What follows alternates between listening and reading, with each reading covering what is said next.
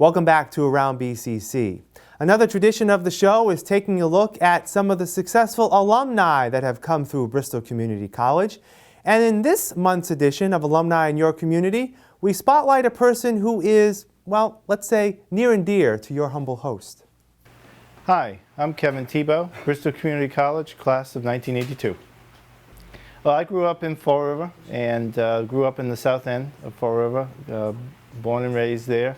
A lot of my interests were in baseball, but I also had a lot of interest in drawing, writing cartoons and so on. A small family, just me and my brother, and so we had a very small, close-knit family. I went to high school at Diamond Regional Vocational Technical High School.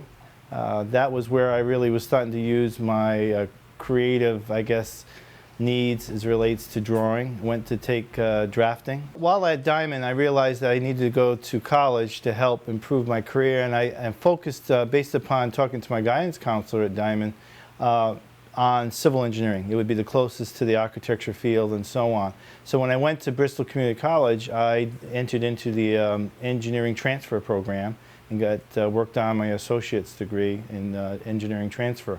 And so it gave me the foundation, so when I transferred later to SMU, which is now UMass Dartmouth, I had that foundation set. I really had some amazing experiences at BCC because two things. One is to help me pay for school, I actually did work study. And so I actually worked at the old BCC campus down on the Durfee Street. And that was a good experience because I got to see the old school and meet with some of the old workers who had been there for a long time and did a lot of maintenance work and so on, but that was a great experience. And then my experience obviously in the main campus, one of the classes they taught us was surveying. And so one of the classes we had to go out was actually survey the boundaries of BCC, and a lot of people don't realize they have a huge campus there. There's a lot of acres. And I remember being out there looking for a monument out in the middle of those woods way back where the tennis courts are, but there was no tennis courts when I was there. But way back there, and I ended up finding the monument that's the boundary between BCC's property and St. Patrick's Cemetery. When you tell people St. Patrick's Cemetery, it's like, oh my gosh, that's way out there. Then people don't realize how much land is out there. And the boundary also butts up against 24. And so we found the boundaries along Route 24, which is also very interesting. When I finished my, graduated in 1982, I got it done in the 2 years, and so then I transferred over to SMU and really focused on my last 2 years, or 2.5 years at SMU, on the core classes needed for civil engineering. The great foundation that BCC gave me was in the engineering in all fields, mechanical and so on.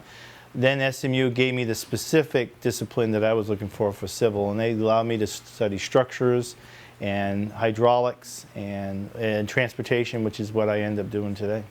So when I completed my degree and got my degree at, and actually I finished my degree, my bachelor's at SMU at the end of 1984, I was very fortunate that I had developed a good relationship with a lot of the faculty there at SMU, and the department chairman of the civil engineering department actually gave me my first job, or got me to where my first job was. He had a former alumni who was looking for an entry-level engineer, and he called up his old school and said, hey, do you have somebody? And he gave him my name, and I interviewed and got the job. And so I was able to work for a small firm in Rhode Island that gave me the excellent experience you need when you're starting in the engineering field, because like doctors and lawyers and so on, you have to kind of be an intern for several years before you can get your license. And in order for you to get your license, you have to take a lot of tests. And the tests are very important that you get a lot of experience. And this small firm in Rhode Island, Power Engineering, gave me that experience. And so for those few years that I was with them, it was an excellent, excellent opportunity. In the late 80s, as the economy was changing here in New England, I was looking for other opportunities and was able to give a job offer in Orlando, Florida. And they relocated me to Orlando, worked for this major company that had thousands of engineers across the country in Orlando, and got to do some major work. A lot of the interstates and a lot of the turnpike work down there was done by this company, so it gave me more exposure in the transportation field. Eventually I ended up working with the Department of Transportation in Florida, first in their turnpike division, and I ended up working my way up to become their chief engineer for several years for Florida's Turnpike. Then I was working again with the private sector, working my way up, learning different things in transportation. So just a few years ago, I was the assistant secretary for the Florida Department of Transportation, which gave me an excellent experience in various parts of transportation, not only highways, but on rail and on transit and on airports and so on. Just recently, I was head up of, again, Florida's Turnpike. I ended up coming back to become the director of the Turnpike, as well as the director of Florida's high-speed rail program. Right now, I went back to the private sector after a number of years in the public sector, about 16 years. I went back to the private sector, working for a company called Parsons. They're a major company, have 11,000 employees, and my role with them is to work on state transportation programs and provide them, look at markets in the different states, all 50 states. So I travel all over the United States, from Phoenix to Columbus, Ohio, from Detroit to as far as Florida, looking at opportunities where transportation improvements could be made, and Parsons could help make those dreams come true. And my wife, I met, she lived just a couple blocks from me, so we were high school sweethearts. We grew up together, and now we've been married 27 years. Wonderful, wonderful partner, wonderful friend. And I have 3 boys. My oldest is 25, my next one's 24, and then we have 11-year-olds. And so we have a very busy family. And I am also fortunate now to also have a grandson who is now 4. So they all keep me very busy.